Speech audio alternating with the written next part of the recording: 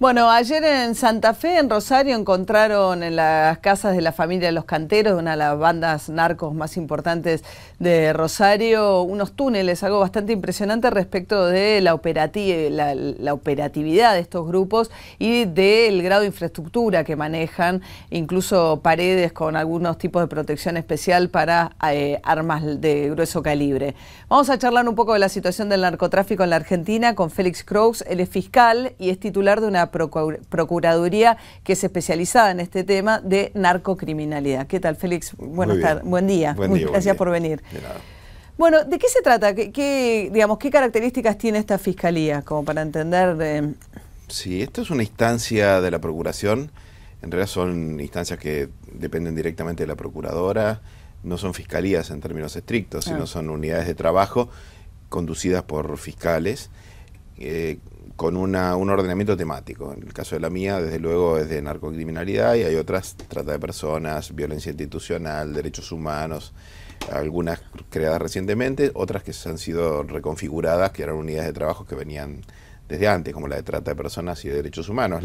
Es como que coordinar lo que son las causas de narcotráfico dentro de la Procuraduría. Sí, son versátiles unidades de trabajo que pretenden, digamos, darle a la tarea del Ministerio Público una característica diferente, ¿no? Una de las misiones es tratar de unificar la política criminal, las modalidades de intervención de los fiscales y apoyarlos, asistirlos en su trabajo y eventualmente intervenir directamente o junto con ellos de acuerdo a lo que cada situación exija. Y por otro lado, también asesorar a la Procuradora en la definición de políticas generales sobre la materia. Ahora, en el tema narco, una de las dificultades más grandes de persecución de causas de narcotráfico, por lo que uno ha escuchado justamente de fiscales que trabajaron en causas de narcos, es que si no se mira la trama completa, a veces aparecen como incidentes aislados, un crimen acá, otro allá, y no aparece, digamos, la posibilidad de perseguir a esas organizaciones, en tanto organizaciones criminales dedicadas al narcotráfico. Sí. Esa es la dificultad de tener una mirada compleja.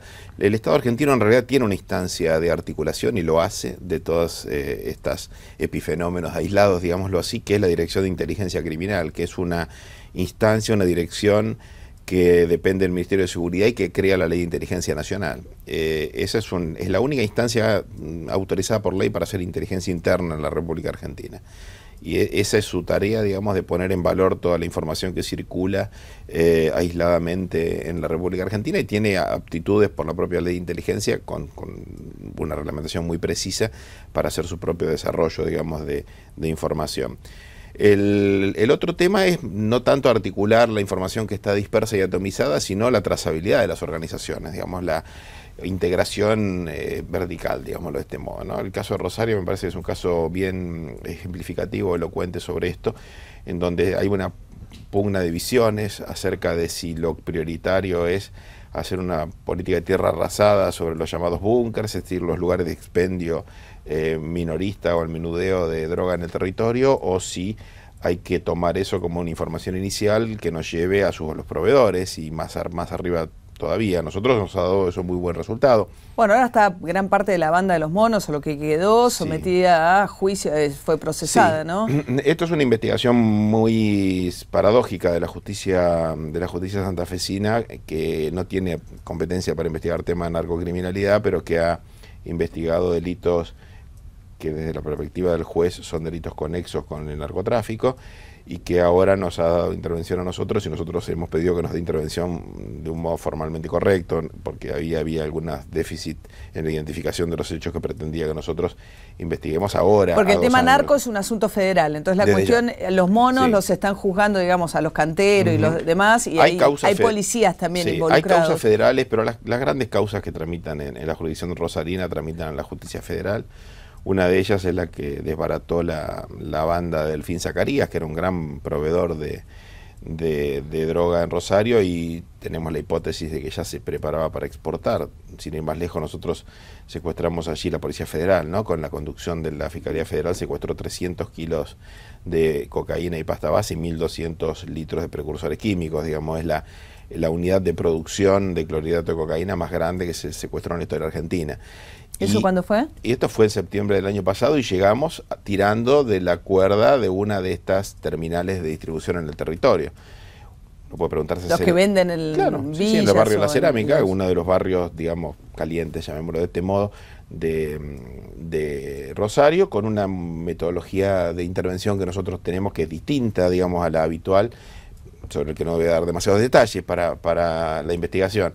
El asunto es que nosotros creemos que no es explicable que se pretenda terminar con esa capa, digamos, epidérmica del narcotráfico, que es el que tiene contacto con el territorio, que es muy perturbador para los vecinos, desde luego, para la gente, pero que la droga no crece por generación espontánea, digamos, en los lugares, alguien la distribuye. Llegar a los cabecillas, sí, digamos, sí. Como objetivo. Bueno, pasa, las mujeres, todas las cárceles de mujeres están mayoritariamente con mujeres condenadas por mulas, ¿no? Condenadas por hacer algo. o procesadas. O procesadas. Sí. Bueno, nosotros estamos presentando, María, en breve un informe completo que es el producto de todo el primer año de trabajo del área de investigaciones y de información de la Procunar.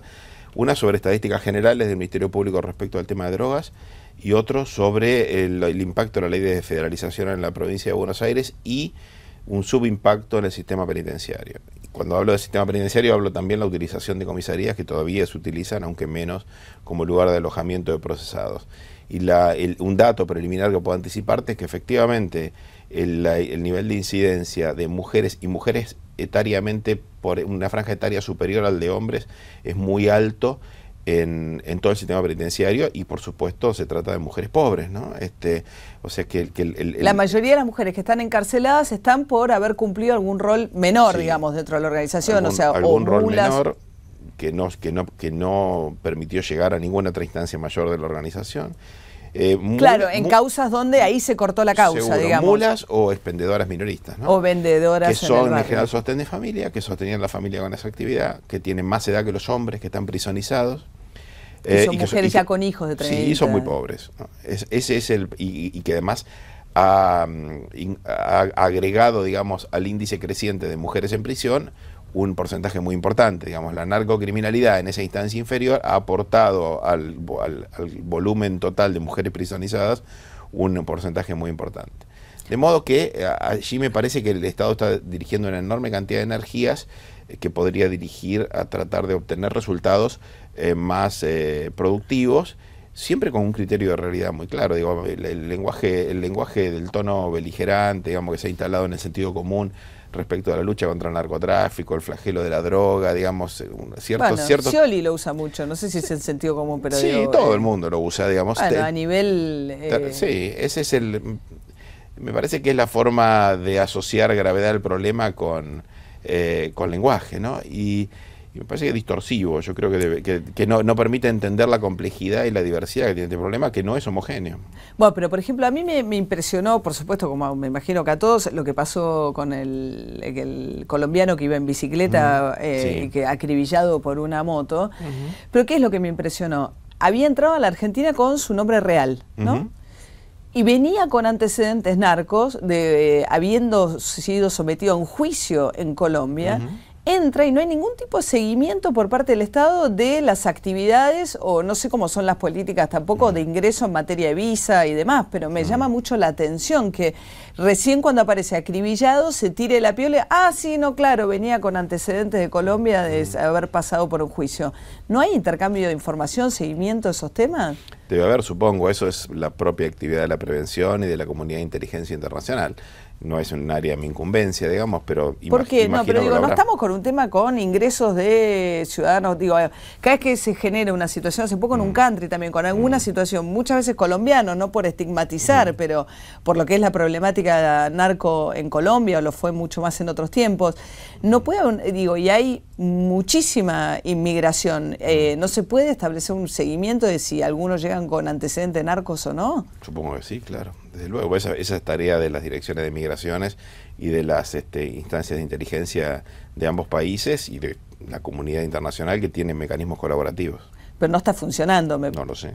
Bueno, pero tenemos un narco, alguien que había sido condenado en una causa de narcos, acribillado en Palermo por otro colombiano que aparentemente era el jefe de los custodios y... daría la sensación de que... decir que la Policía Federal lo tiene que seguir las 24 horas. Bueno, y cuidarle la vida. no sé si cuidarle la vida, pero si estás teniendo un ingreso regular al país de colombianos que vienen con antecedentes de Narcocolombia, digo, te está dando una señal. Sí. Y no sé cuál es la política migratoria en esos casos tampoco. Yo no soy director de migraciones, no tengo idea. Ajá. Bueno, pero ¿qué, digamos, dentro de los movimientos, cuál es el movimiento que hace que haya habido presencia en Argentina de mexicanos o colombianos? ¿Cuál es el patrón que ven ahí? ¿Más de venir a lavar dinero, de escapar de internas de allá, de venir a buscar polos de exportación?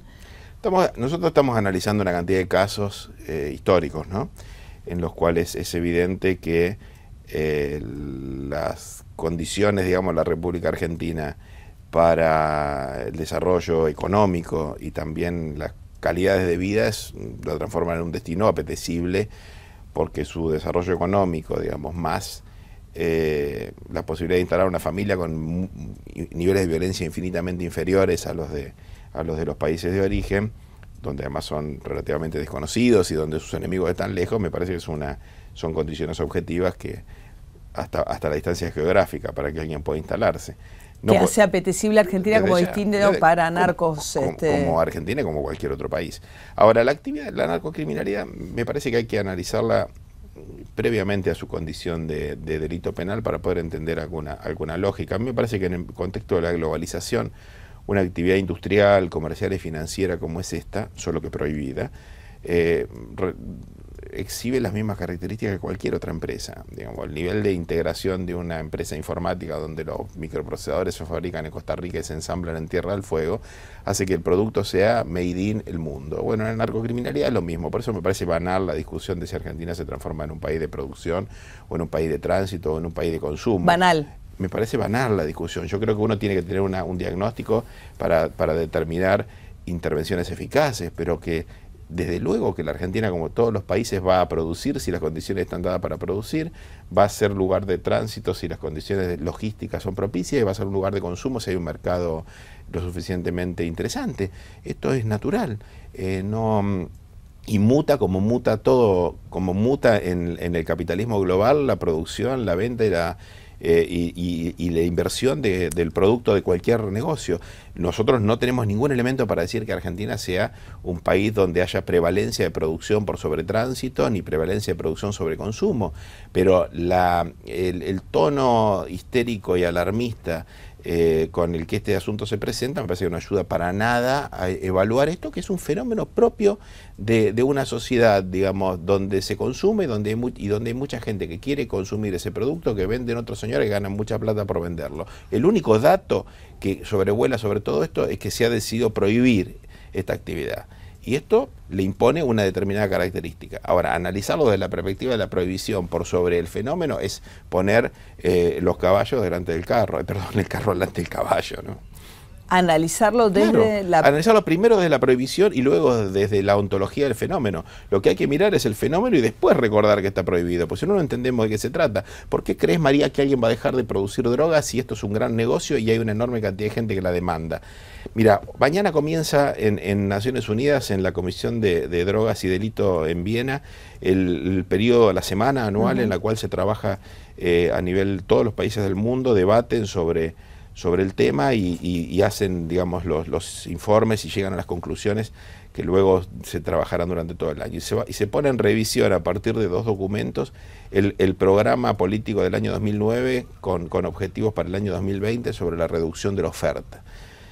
Y estos documentos parten, con lenguaje siempre moderado de la diplomacia multilateral de Naciones Unidas, del fracaso de las políticas de reducción de la oferta. De perogrullo, ¿verdad? Si no cabe duda que han fracasado las políticas de reducción de la oferta. Pero poniendo el acento en un dato más significativo todavía, y es que el haber puesto tanto énfasis en las políticas de reducción de la oferta, esto es de reprimir al que produce y distribuye, han hecho distraer las políticas de reducción de la demanda. No hay un trabajo ni una mirada prevaleciente sobre por qué razón las personas consumen determinadas sustancias para sostener sus existencias.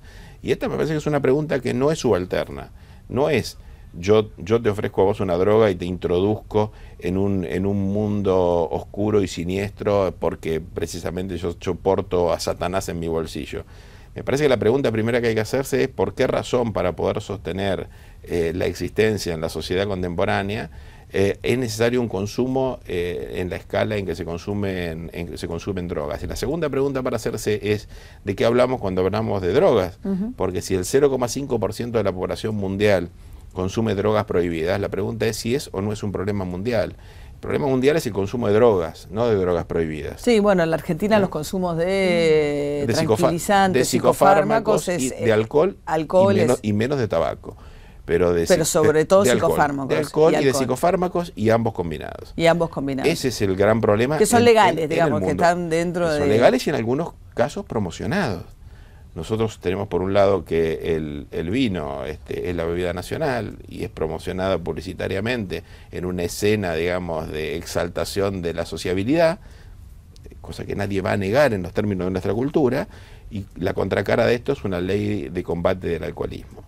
Tenemos un discurso que es objetivamente contradictorio y que hay que resolverlo y que a nadie parece alarmar. A mí me parece fantástico, a todos nos gusta tomar vino, y sabemos que la moderación y la educación y el control hace que esto sea una práctica social inocua o peligrosa o muy peligrosa. Bueno, la pregunta es ¿por qué razón nosotros no podemos tener una mirada y un análisis un poco más complejo sobre lo que hoy son drogas prohibidas? Sí, lo que pasa es cierto, no, ahí hay cifras más claras, digamos, ¿no? Porque es más fácil establecer cuántos psicofármacos venden los laboratorios. Ahora, término consumo de drogas se vuelve mucho más complejo el relevamiento respecto de cómo avanza o no avanza el consumo. El otro día decían del acedronar que bajó muchísimo, qué sé yo.